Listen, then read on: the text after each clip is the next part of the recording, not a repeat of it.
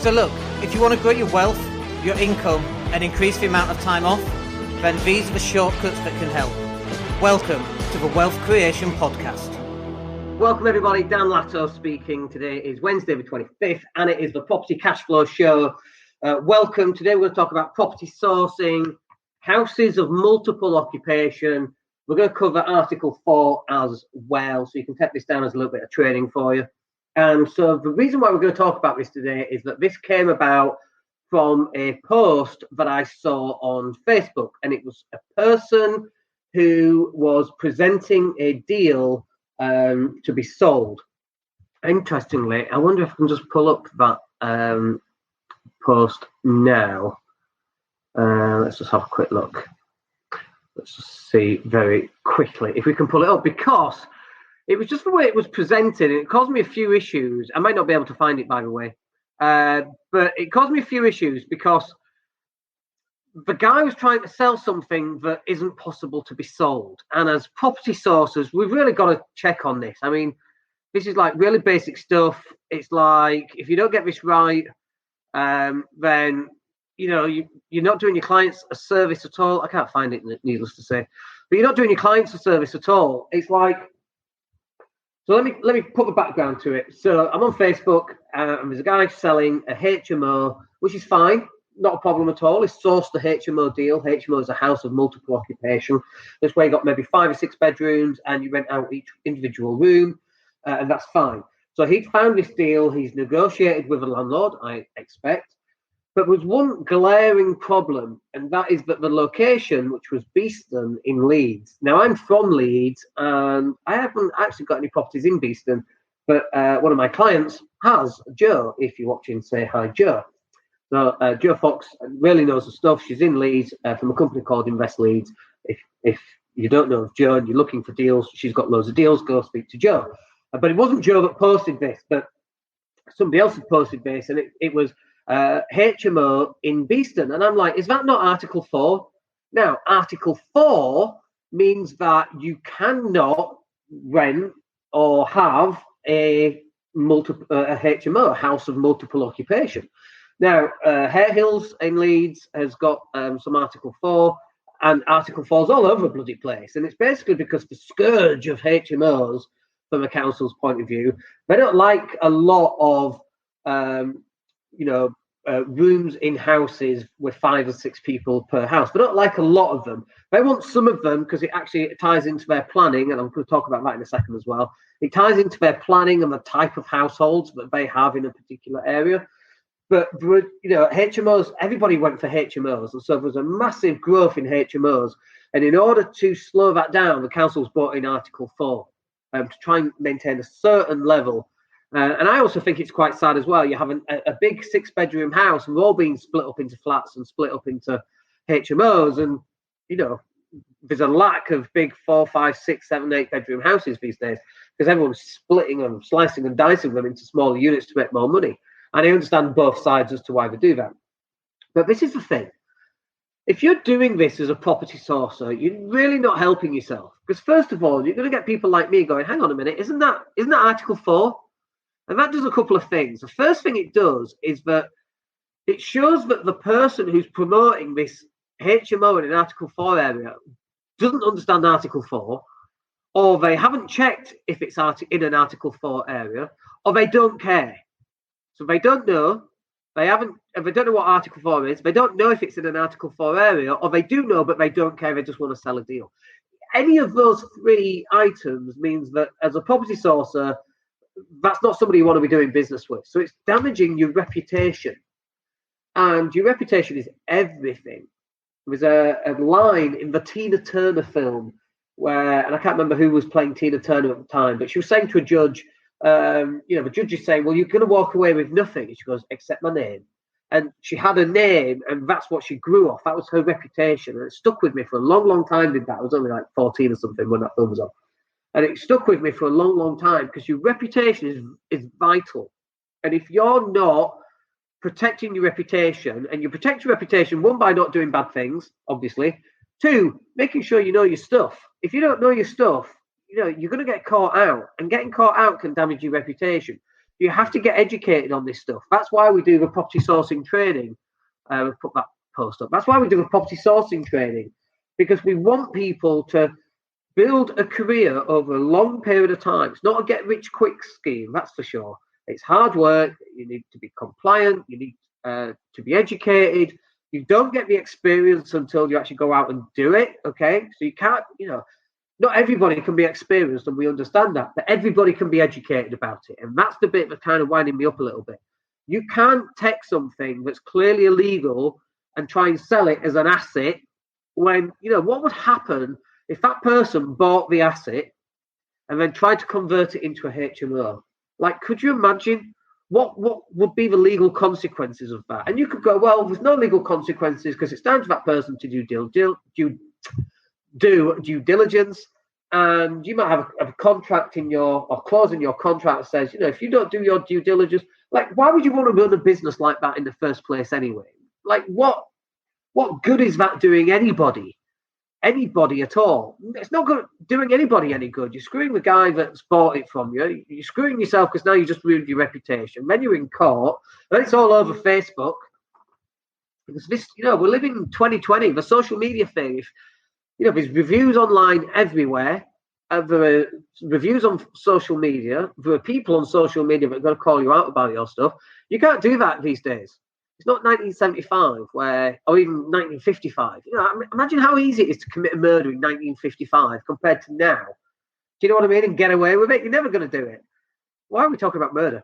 Because someone's murdering these bloody deals. That's why. And it's winding me up. We've got to up our game. As property sourcers and as property sourcer trainers, we have to up our game. I don't want you to go out and do deals like this. I need you to go out and perform at a much higher level. Kobe Bryant thing was on last night. I was in tears again for 3 hours watching it. And it's like this, Kobe would get up at 5 a.m. and practice 3 or 4 times a day rather than once a day that all his other teammates are doing. And over a 5-year period, the distance between where they are and where he is are completely different. And I want you to be this guy, not this guy, or girl, not this girl. I need you to have that difference. Your reputation is at stake, and it's not just your reputation, but the reputation of everybody else. And if you can get known as being the person that goes out of their way to help people, then and do the right thing, and not just to get $2,500 as a finder's fee, but to actually build this relationship with the people that you're doing business with, so they come back to you time and time again. We're just doing a website right now for a chap who had a website that we did for them, and for whatever reason, they've lost access to it, and it's no longer up. I don't know what the reason is, but he's come back to us, and we're now doing his next website. And it's like, we're going, and actually that's happened twice, actually. 2 different guys, 2 different websites, completely separate reasoning. So, but they come back to us. And the reason they come back to us is that they know that we've really got their best interests at heart. We care about these people. We care about the impact that they will then have on their clients. And we want them to succeed.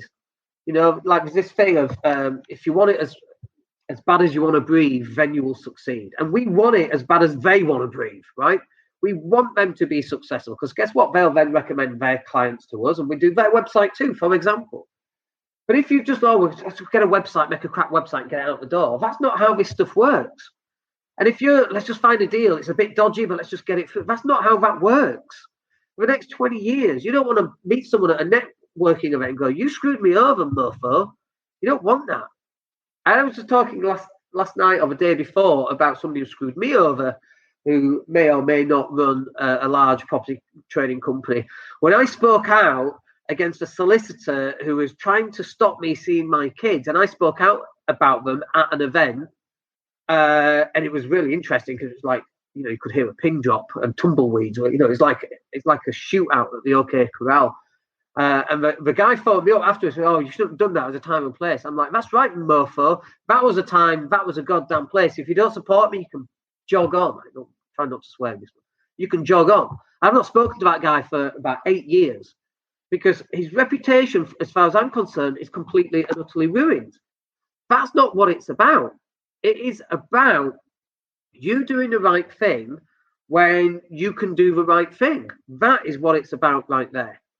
So you've got to step up your game. You need to be better than everybody else, and you get better than everybody else through learning, doing, as in implementing, learning from the implementation, learning some more, doing. It's like an ESA loop. An ESA loop is what's an ESA loop? An ESA loop is you have an emotion that causes a state, and the state causes an action, and the action causes an emotion. We'll do ESA loops on Friday actually, but it all feeds off each other, and it's like a downward spiral if you're feeling bad, and an upward spiral if you're feeling good. And when you go out of your way to do extra special work for people, and you get the result that you want for people, over the next 20 years, that compounds over a period of time, and your reputation is up here, whereas everybody else's reputation's down here. And that's the bit that I need you to step up on. If you're a property sourcer, it is hard. We know it's hard. It's time-consuming. We know it's time-consuming. It's heartbreaking sometimes when you get to the end and the deal falls through yet again. But when you get those deals through, you'll get better at doing those deals. The more deals you get across the line, the more deals you will get across the line. It's like, it's this like the tipping point, no deal, no deal, no deal. Oh, my first deal, no deal, no deal, no deal. My second deal, my third deal, no deal, no deal. Fourth deal, fifth deal, sixth deal, no deal. 8, 9, 10, 11, 12, 13, 14, no deal. The no deals become less and less frequent, and the more deals you get through, they become more and more frequent. There's a name for that. There's a specific scientific term for that. I can't remember what it is, but it's basically the more you do and the more you succeed, the more you're going to succeed. I can't remember what a scientific name is for that. But it starts from you putting in the work, putting in the action. Forget about taking shortcuts. Do your homework. Do your research. Have a checklist so you don't forget if you're brand new at this. But this is where you've got to step up with your property sourcing and your property investing. You've got to be better than that. We just paid some money over to a handyman, and he's like, "Can you send me some cash over? A bit short. He needs to go out and buy some stuff." And I sent him double what he needed. And I'm like, "Dude, I don't want you to be short of cash. Well, that's not why we're doing this. I don't want you to be stressed and have anxiety about the fact that you've got some cash flow issues right now. Let me send you some extra money over. That will reduce that. I've taken it from a budget in 5 months' time, and we'll just peter it out over a period of time. Don't worry about it." So now he's happy, and obviously he wants to work more with me, and actually we're discussing a pay rise as well, because it's not about the money. It's about him being available, making me number one, because he's not a directly employed person. And I don't want them directly employed, because then I've got all sorts of things I have to provide for them, like pensions. And he goes off and works for other people too. So from an IR35 point of view, that's fine. But I want him to think of me first when, if he's got 5 people, we've all got urgent jobs, I want him to do my job first. And so we do that because over the next 5 years, everyone else is down here and I'm up here. This is where your reputation is going to count. And we've got to get you doing the right thing at the right time. In the right order, at the right place, putting the right work in, doing the right checks. Even if that means you lose, it doesn't matter. Because ultimately you will win over time. White men can't jump. When you lose, you really win. If you remember that film. Very basketball oriented. So white men can't jump. When you lose, you really win. And when you win, you really lose. There's no harm in losing a deal because you've done the right thing. That isn't a loss. That is you building your reputation over time. You don't get paid for a reputation today. You get paid for your reputation in 20 years, in 10 years, in 5 years. That's when you actually get paid for it. But it's about you guys doing the right thing at the right time to make sure that these people are getting the right result and that you're looking after them. Because when you do that, they're going to come back and they're going to work with you even more. That's a nice little rant there. Quite enjoyed that one. But that will do us for today. Hope that's useful for you. We're going to catch up with you on Friday in the Mastermind group, Mindset and the Hustle show, and we'll speak to you then. Hope you have a good week. We'll speak to you then. Take care. Hey, it's Dan here. Thank you for listening. Really appreciate each and every one of you. Please click like or subscribe to the entire podcast.